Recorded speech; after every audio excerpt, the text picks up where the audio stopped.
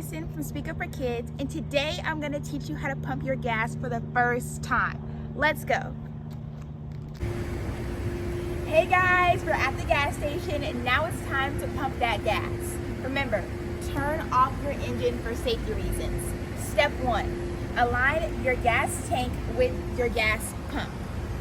Now we're going to open up the lever. Now we're going to screw off the gas cap.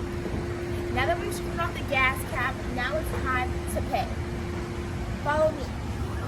Now there's different things that you can select from, regular, extra, or supreme.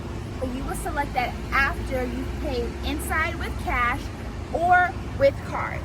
Just to show an example, I'm going to select regular.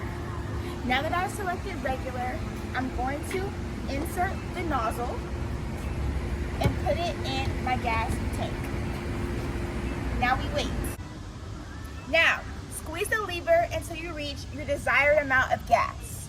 Take it back out and place it where you got it from. Now, don't forget, screw it back on your gas cap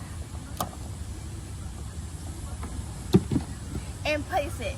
Thank you so much for watching this video, and don't forget, pump that gas.